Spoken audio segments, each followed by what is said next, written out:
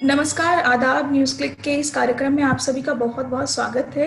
आज हम बात करेंगे डीयू में स्टूडेंट्स के एग्जाम्स को लेकर जो पूरा विवाद चल रहा है उसके बारे में। और इस विषय पर हमारे साथ बात करने के लिए मौजूद हैं डीयू में शिक्षक आभादेव हबीब जी। मैम, हमारे न्यूज़ क्लिक में आपका बहुत बहुत स्वागत। तो पहला सवाल तो यही कि डूटा जो टीचर्स एसोसिएशन है वो भी इन ओपन बुक एग्जाम्स का विरोध कर रही है और लगातार कर रही है। तो आपका जो मेन पॉइंट है इसको अपोज करने का वो क्या है?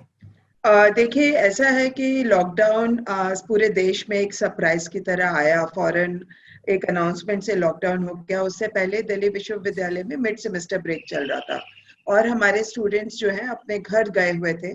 एक बहुत बड़ा स्टूडेंट का ग्रुप है जो बाहर से आता है। आपको मालूम है हम एक सेंट्रल यूनिवर्सिटीज हैं और अक्रॉस द कंट्री हमारे पास स्टूडेंट्स आते हैं।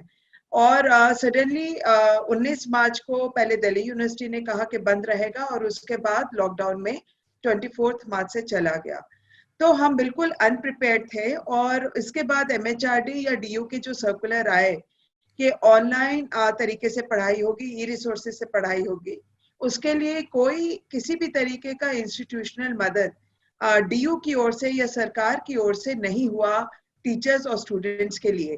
तो एक तरीके से बहुत अनइवन तरीके से स्टूडेंट्स का पढ़ाई हुआ और ये भी कॉलेजेस पे छोड़ दिया गया कि वो किस तरीके का इंफ्रास्ट्रक्चर क्रिएट करें, किस तरीके से मीटिंग्स होल्ड करें। डीयू ने उसमें कोई दिलचस्पी नहीं दिखाई कि हर डिपार्टमेंट में मीटिंग होगा, एक कोऑर्डिनेटेड एफर्ट होगा पढ़ाने लिखाने का। मैं मिरांडा हाउस से आती हूँ और वहाँ बहुत तरीके की मीटिंग्स हुई हर एक लेवल पे और हम बेहतर तरीके से परफॉर्म कर पाए कुछ और कॉलेज पे। लेकिन पढ़ाई बहुत अनइवन थी इंस्टीट्यूशन की ओर से। और उसके बाद ये डिपेंड कर रहा था कि स्टूडेंट के पास कोई गैजेट है या नहीं, कनेक्टिविटी है कि नहीं। तो मैं एज अ टीचर अगर एफर्ट कर भी रही थी तो मैं पूरी तरीके से हर स्टूडेंट के लिए एक तरीके से नहीं पहुंच पाई। मेरे जैसे फॉर एग्जांपल मैं 46 स्टूडेंट्स को पढ़ाती हूँ एक कोर्स में। और जबकि रीडिंग मटेरियल लोगों को मिला और उन्होंने कहा कि उनको मिल गया है, जूम पे कभी भी 12 स्टूडेंट से ज्यादा नहीं आए और ऐसा भी नहीं था कि वही 12 लोग आए हों। तो जब मैंने पूछा कि आप जूम पे क्यों नहीं आ रहे, तो उन्होंने कहा कनेक्टिविटी एक बहुत बड़ा इशू है हमारे साथ। और ये भी 20% बच्चों ने कहा कि घर का एनवायरनमेंट ऐसा है कि हम जूम पे नहीं आ सकते। तो ये सारी चीजें हमारे सामने ऐसी हैं कि हम अगर अनइवन मतलब इवन तरीके से नहीं पढ़ा पाए, एक अनइवन तरीके से हम बच्चों तक पहुंचे। तो जहाँ दिल्ली विश्वविद्यालय में अगर हम सिर्फ टर्मिनल स्टूडेंट की बात करें तो लगभग 4 लाख स्टूडेंट है जो इस बारी एग्जाम देना चाह रहा है। तो 4 लाख स्टूडेंट के साथ एक बहुत बड़ा मजाक हो जाएगा। और हम 56 कॉलेजेस में अंडर ग्रेजुएट लेवल पे पढ़ाते हैं। तो 56 कॉलेजेस का एक सेंट्रलाइज्ड एग्जाम होना आज के दिन में ठीक नहीं, जब हर इंस्टीट्यूशन ने अलग मेहनत किया हो और एक ही टीचर की क्लास में भी स्टूडेंट पे हम अलग तरीके से पहुंच पाए हों। और हम तो किसी भी फॉर्म ऑफ एग्जामिनेशन को एक डिस्क्रिमिनेशन का तरीका मान रहे हैं इस समय। वो भी अपने आप में और ज्यादा डिस्क्रिमिनेटरी है, क्योंकि उसमें जो प्रोसेस इन्वॉल्व है उसमें स्टूडेंट के पास किस तरीके का आज एनवायरनमेंट है वही निर्णय करेगा कि वो स्टूडेंट परफॉर्म कर पाएगा या नहीं। क्या उसके पास रीडिंग मटेरियल पहुंच गया था, क्या उसकी क्लास हो पाई थी, आज उसके दिन में कनेक्शन कैसा है, उसके घर पे कनेक्टिविटी का क्या हाल है, क्या उसके पास कोई गैजेट है। देखिए, डूटा ने एक सर्वे किया था अपने स्टूडेंट्स के बीच में और उसमें 51,500 स्टूडेंट्स ने जब रिस्पॉन्ड किया तो हमने वो डिपॉजिट किया। उसमें 75% स्टूडेंट्स ने कहा कि वो एक छोटे मोबाइल पे पढ़ रहे हैं। अब आप सोचिए कि जूम की क्लास अगर हो रही है और छोटे मोबाइल पे पढ़ा जा रहा है, या कोई सी डॉक्यूमेंट को दिन रात छोटे मोबाइल पे पढ़ना। और कुछ बच्चे हैं 12%, 13% जिनके पास लैपटॉप है। तो इन्हीं फर्क का, इन्हीं चीजों का जो असमानता है, उसी का आप एक एग्जाम एक तरीके से ले रहे हैं, जिसमें स्टूडेंट के हुनर, जिसमें स्टूडेंट की क्रिटिकल थिंकिंग, एनालिटिकल थिंकिंग का कोई एग्जाम नहीं। एग्जाम इस चीज का है कि आज आपके पास सुविधा है कि नहीं। जी। जैसे कि आपने इतना अच्छे ये भी सर्वे की बात की, और लेकिन डीयू प्रशासन अभी भी इस चीज पर आमादा है कि वो एग्जाम लेगा। और इसको लेकर उन्होंने अभी कुछ दिनों पहले एक मॉक एग्जाम भी लिया, जो कि एक्चुअली अपने नाम के हिसाब से ही रहा कि वो मॉकरी हो गया एक। तो बिल्कुल। उसके बारे में थोड़ा सा बताएं। देखिए, मॉक एग्जाम से तो स्टूडेंट्स और भी बहुत ज्यादा परेशान हुए हैं, और मॉक एग्जाम ने उनको कॉन्फिडेंस देने की बजाय उनको और जिटरी और परेशान कर दिया है। देखिए, ये समझना होगा कि ओबीई अपने आप में एक डिफरेंट प्रक्रिया है एग्जामिनेशन पैटर्न की। तो स्टूडेंट के लिए दो चीजें चेंज हो रही हैं, एक है प्रोसेस और एक है पैटर्न। और स्टूडेंट ये समझ रहा था कि मॉक एग्जाम में उसको सैंपल पेपर मिलेगा।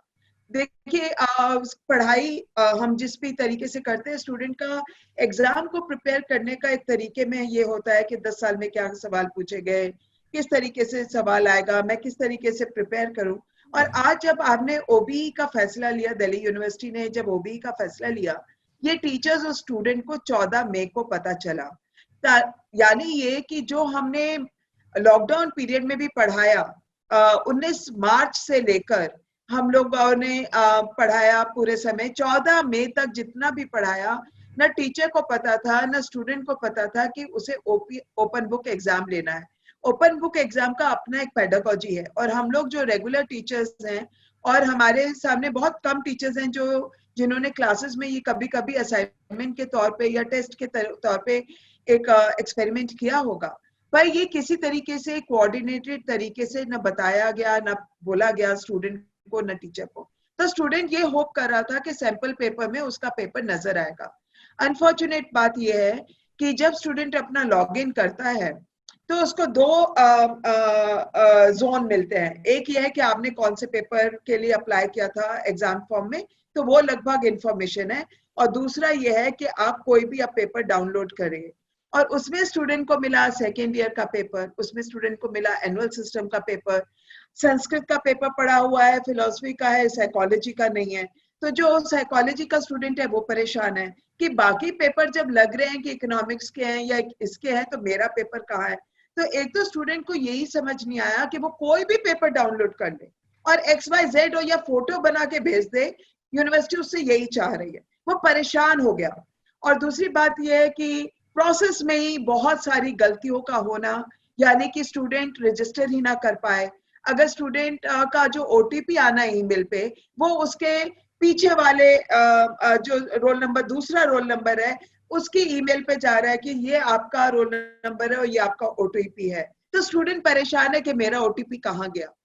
तो वो रजिस्टर नहीं कर पा रहा। दूसरी बात यह है कि अगर कनेक्शन आपका ठीक नहीं है, कनेक्टिविटी, तो आप डाउनलोड नहीं कर पा रहे सवाल को। अगर आपने डाउनलोड कर लिया तो उसके बाद ये कहा जा रहा है कि आपको 6 क्वेश्चन में से 4 करने होंगे एग्जाम में, फाइनल में। तो उसी तरीके से पोर्टल भी बना है कि आप 4 सवालों के जवाब बना के उनको अलग अलग स्कैन कीजिए। यानी कि स्टूडेंट हर एक अपने सवाल पे अपना रोल नंबर लिखे, अपना नाम लिखे, क्या क्या उसको लिखना होगा, रोल नंबर वगैरह लिखना होगा, उसको 4 बार स्कैन करना पड़ेगा। देखिए, मतलब ये कि वो इस बात से परेशान है कि उसका अगर एक क्वेश्चन अपलोड हो गया, दूसरा अपलोड नहीं हो रहा। उसके ऊपर भी 5 MB का लिमिट है कि आप इससे बड़ी फाइल नहीं डाल सकते।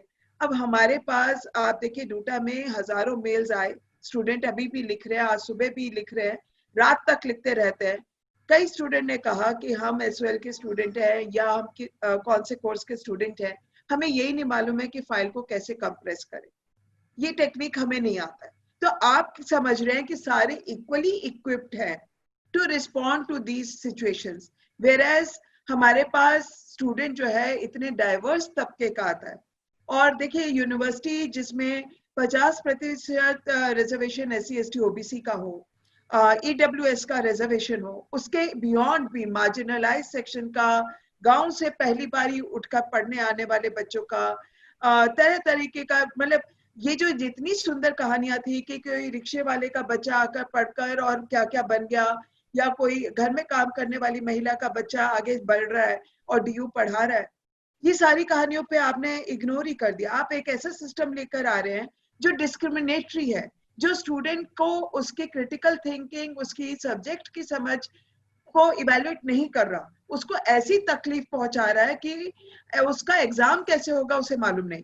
इसमें मैं एक चीज कहना चाहती हूँ कि जो रूटीन प्रोसेस में एग्जाम होता है, हमारे कमरे में जितने स्टूडेंट्स होते हैं उसके लिए प्रोसीजर सेम रहता है।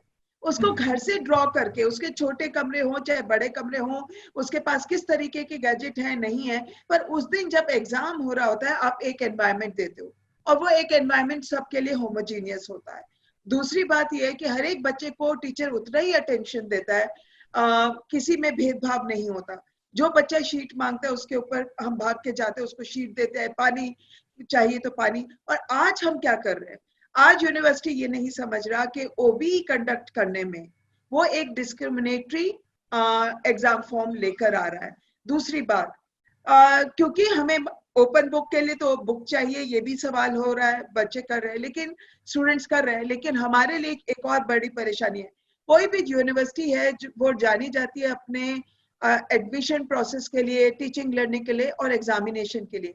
क्या हम एक ऐसा एग्जाम अपनाने जा रहे हैं जिसकी क्रेडिबिलिटी पे ही सवाल है? उसकी क्रेडिबिलिटी पे इसलिए सवाल है कि वो अगर स्टूडेंट ने अपना रोल नंबर और ओटीपी किसी को दे दिया तो ये एग्जाम कौन लिखकर भेज रहा है ये यूनिवर्सिटी जांच नहीं कर पाएगी। और ये होने ही वाला है कि एग्जाम को रिग किया जाएगा। ये हमारी इमेजिनेशन के बियॉन्ड नहीं है, क्योंकि तमाम यूनिवर्सिटीज में ऐसा होता है। और हम आज तक अपने एग्जाम को बहुत इंपॉर्टेंट मान के उसमें सारे टीचर्स और स्टूडेंट इन्वॉल्व होते थे, कर्मचारी इन्वॉल्व होते थे।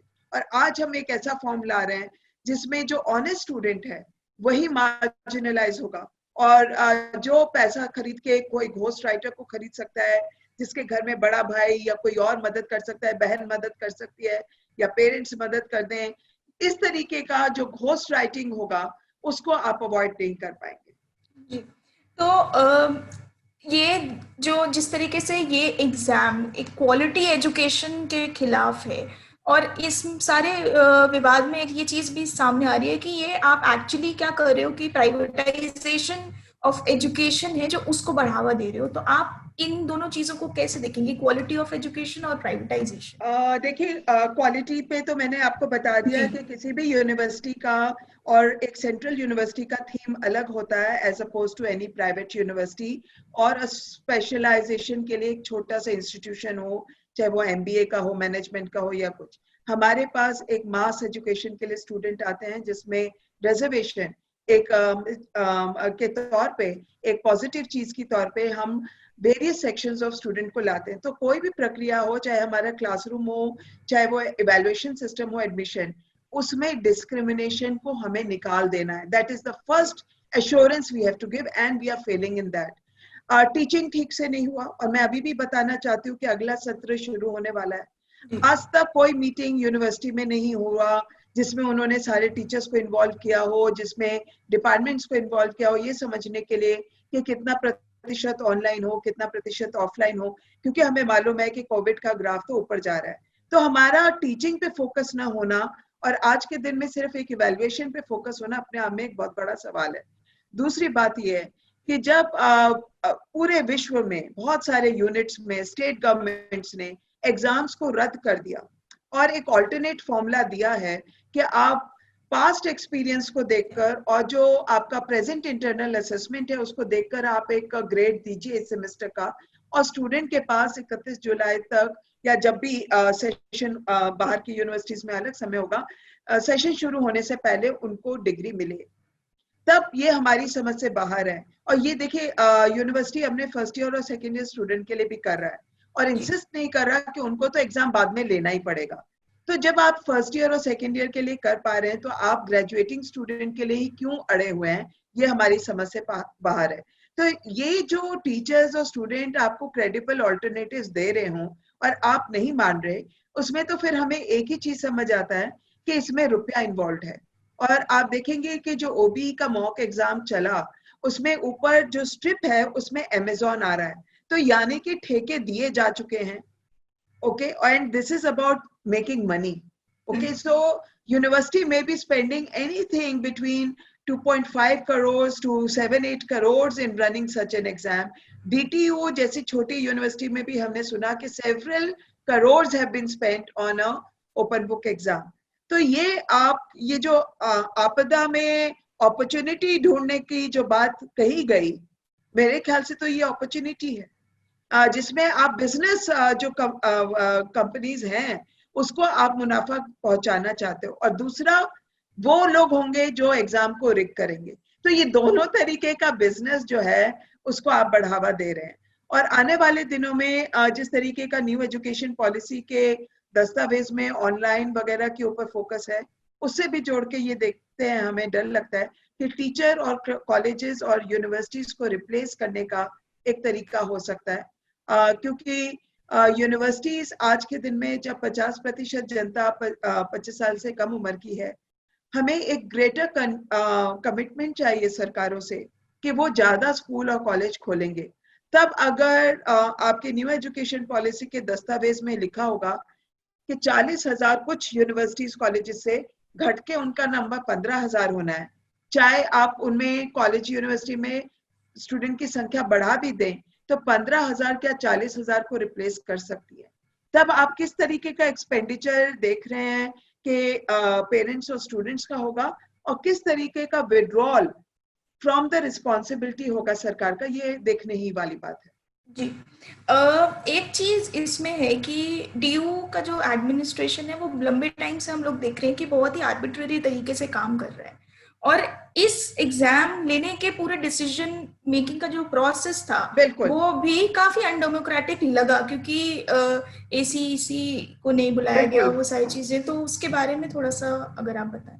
तो देखिए, ऐसा है कि हमें 6 मई को एक सर्कुलर के जरिए पता चलता है कि 15 मेंबर्ड कमेटी बनाई गई है जो एग्जामिनेशन को देखेगी, और उस 15 मेंबर्ड कमेटी में फैकल्टी या डिपार्टमेंट से कोई रिप्रेजेंटेशन नहीं, उसमें कोई भी इलेक्टेड मेंबर को रखा नहीं गया। एकेडमिक काउंसिल में 26 इलेक्टेड मेंबर्स हैं टीचर्स, और इसी तरीके से एग्जीक्यूटिव काउंसिल में 2 हैं। Then there is DUTA, then there is DUSU. किसी भी तरीके का आप इस कमेटी में रिप्रेजेंटेशन स्टूडेंट और टीचर को नहीं मिला। और जो पहला सर्कुलर था 14 तारीख को, वो इतना डिस्टर्बिंग था। जब 14 मई को सर्कुलर आया तो उसमें बिल्कुल नहीं लिखा कि जो स्टूडेंट अपना आंसर स्क्रिप्ट अपलोड नहीं कर पाएगा उसका क्या होगा। फिर हमारी यूनिवर्सिटी में बड़ी संख्या, सेवरल हंड्रेड्स ब्लाइंड स्टूडेंट्स और डिफरेंटली एबल्ड स्टूडेंट्स की है, उनके लिए क्या होगा। आप पहला सर्कुलर निकाल रहे हैं 14 मई को और उसमें कुछ नहीं कह रहे। ये तो यही दिखा रहा है कि आप बहुत ही अनडेमोक्रेटिक तरीके से चीजों को सोच रहे हैं, और आप इसलिए ऐसा कर, मतलब एक जब कमेटी इस तरीके की बनती है तो उससे साफ हो जाता है कि प्रशासन अपना कोई मॉडल थोपने की तैयारी में है, और वो बचना चाहता है उसको किसी भी बड़े फोरम पे डिस्कस करने से।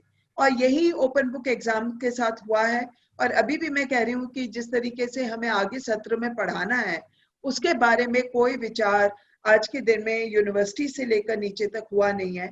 फॉरेन एकेडमिक काउंसिल की मीटिंग्स होनी चाहिए, ये समझना चाहिए कि ट्यूटोरियल बड़े कमरों में लिया जाए कि नहीं लिया जाए, कौन सी चीज को ऑनलाइन कर दे, क्योंकि आज जितना कोविड फैल रहा है, लॉकडाउन के बाद, मेल्ट होने के बाद जितना फैल रहा है, और हम आज के दिन में विश्व में तीसरी कंट्री पे आ गए हैं जिसमें कोविड से अफेक्टेड लोग हैं, वहां पे साफ जाहिर सी बात है कि अगस्त सितंबर में ये मामला थमने वाला नहीं है।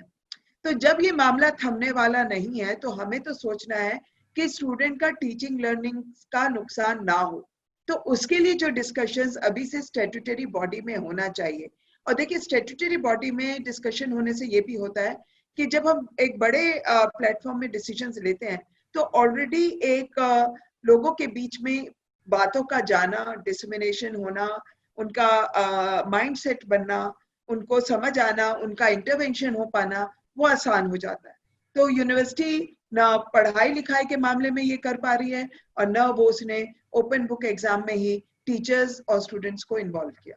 जी, तो मेरा लास्ट क्वेश्चन आपसे रहेगा कि अब कल एमएचआरडी का भी नोटिफिकेशन आ गया है, तो अब क्योंकि इसके खिलाफ टीचर्स एसोसिएशन भी है, हालांकि दिल्ली यूनिवर्सिटी का स्टूडेंट यूनियन कुछ नहीं बोला, लेकिन बहुत सारे स्टूडेंट्स ऑर्गेनाइजेशन है जो इसके खिलाफ हैं, तो आपका आगे का नेक्स्ट प्लान ऑफ एक्शन क्या रहेगा? देखिए, तमाम स्टूडेंट्स कोर्ट में भी हैं और आज एक कोर्ट हियरिंग भी है। सबसे पहले तो मैं ये कहूंगी कि MHRD UGC का ये जो लेट नोटिफिकेशन कल आया, गाइडलाइन आई, ऐसी गाइडलाइन निकालने में उनको 10 दिन कैसे लगे मुझे मालूम नहीं। और ये गाइडलाइन जरा भी रिलीफ की तरह से नहीं देखा जा सकता। ये बिल्कुल पुरानी बात को रीट्रेट करता है, बल्कि और स्पष्ट तरीके से कह देता है कि टर्मिनल सेमेस्टर स्टूडेंट्स के तो एग्जाम होने ही चाहिए। अब इसमें ये कल जो एक कोर्ट हियरिंग में यूजीसी ने कहा कि मेरी गाइडलाइन जो है वो स्टेट मानेंगे नहीं, वो एक गाइडलाइन है, वो कोई पाबंदी नहीं है। तो मैं ये समझती हूँ कि दोबारा से बात तो यही है कि जहाँ पे देश में कई स्टूडेंट्स को रिलीफ मिल चुका है, आप एक सेंट्रल यूनिवर्सिटी, एक बड़ी सेंट्रल यूनिवर्सिटी जिसमें 4 लाख स्टूडेंट है जिनको एग्जाम लेना है, और बाकी कितनी यूनिवर्सिटी जो वेट कर रहे थे, आप उन्हीं को ये रिलीफ डिनाई कर रहे हैं। मैं तो ये कहना चाहती हूँ कि मेंटल हेल्थ और physical health, wellbeing of citizens, ये एक पॉलिटिकल मामला भी है। और आज सरकार अपना मुंह मोड़ रही है इस बात से कि जो यूथ है, और सिर्फ यही बात नहीं कि कोविड से लोग बीमार हो रहे हैं, हमारे पास तो रोज मैसेजेस आ रहे हैं किसी स्टूडेंट के कि मैं क्वारंटाइन में हूँ, मुझे कोविड हो गया है, मेरी फैमिली को कोविड है। या केरला में क्योंकि कल से ही लॉकडाउन शुरू हुआ, there were messages from students के हमारा लॉकडाउन शुरू हो गया है, मेरे घर में कोई कनेक्टिविटी नहीं है, अब मैं घर से बाहर निकल के भी एग्जाम नहीं दे सकती। तो ये सारी स्थितियों के को अनदेखा करते हुए जो गाइडलाइन आई है, उसमें किसी भी तरीके का जो हम इश्यूज उठा रहे थे, सवाल उठा रहे थे, उसके ऊपर कोई रिएक्शन यूजीसी ने नहीं दिया। तो यह बहुत ही अफसोस की बात है। और मुझे लगता है कि स्टेट गवर्नमेंट्स जिन्होंने रिलीफ दिया है, और वो स्टेट गवर्नमेंट्स जो रिलीफ देना चाहते हैं, उनको इस बात पे सेंटर से एक तरीके से कहना पड़ेगा कि वो ये रिलीफ अपने स्टूडेंट्स को दें। क्योंकि ये अगर सेंटर जिम्मेवारी नहीं ले रहा तो स्टेट्स को तो लेनी है, क्योंकि वो भी रिस्पॉन्सिबल हैं अपने लोगों के प्रति। दूसरा, ये मुहिम जो हमारा मूवमेंट चल रहा है वो स्टूडेंट और टीचर का जॉइंट मूवमेंट है, और कोई भी हम जो डिसीजन लेंगे वो सोच समझ के अपने स्टूडेंट्स के साथ लेंगे। दिल्ली यूनिवर्सिटी के स्टूडेंट का तो हाल बहुत खराब हो गया, क्योंकि जो एग्जाम 1-2 जुलाई से शुरू होना था वो पहले पोस्टपोन होकर 10 जुलाई हुआ। और आज भी कोर्ट में जो कल हियरिंग हुआ, साफ साफ डीयू से कहा गया कि अभी भी आपने कहा था ये टेंटेटिव डेट शीट है, आप अभी तक डेट शीट नहीं लेकर आए, आपने अभी तक अपने शेड्यूल नहीं बताए, तो ये आप किस तरीके की तैयारी कर रहे हैं। तो आज के दिन में क्या इस एग्जाम को धकेल दिया जाएगा कुछ और दिन? तो स्टूडेंट का जो फोकस है, स्टूडेंट का जो मेंटल वेलबींग है, वो और कॉम्प्रोमाइज हो रहा है। हम अपील करेंगे दोबारा से कि इसको रिव्यू किया जाए, पर आज के दिन में मुझे लगता है कि क्योंकि ये मामला पॉलिटिकल मामला भी है, हम चाहेंगे कि इसमें बाकी पॉलिटिकल पार्टीज भी अपना विचार इस पे बनाएं और बताएं, क्योंकि यूथ आज सबसे ये सवाल पूछ रहा है कि क्या उसके मेंटल और फिजिकल वेलबींग को कॉम्प्रोमाइज किया जा सकता है। लॉकडाउन के चलते, इकोनॉमिक स्लोडाउन के चलते बहुत सारी फैमिलीज बिल्कुल क्रश्ड हो चुकी है, और किसी भी तरीके का डिले इन डिग्री ऑल्सो में mean delay in job, can mean कि वो आगे नहीं जा सकते, आगे पढ़ाई नहीं हो सकती। आज के दिन में तो सरकार का फोकस एग्जाम से ज्यादा स्कॉलरशिप्स प्रोवाइड करने में होना चाहिए, क्योंकि अगर स्कॉलरशिप्स नहीं हुई तो तमाम स्टूडेंट है जो अगली डिग्री के लिए घरों से बाहर नहीं निकल पाएंगे। तो ये सारे मैं समझती हूँ कि पॉलिटिकल मामला है, वेलबींग का मामला है, और इसमें हम चाहेंगे कि बाकी जो पॉलिटिकल पार्टीज हैं उनका भी एक दखल होना चाहिए, और एक स्टेट गवर्नमेंट्स का जो रोल है वो उनको निभाना चाहिए to bring relief and continue with the relief so that it strengthens our case also.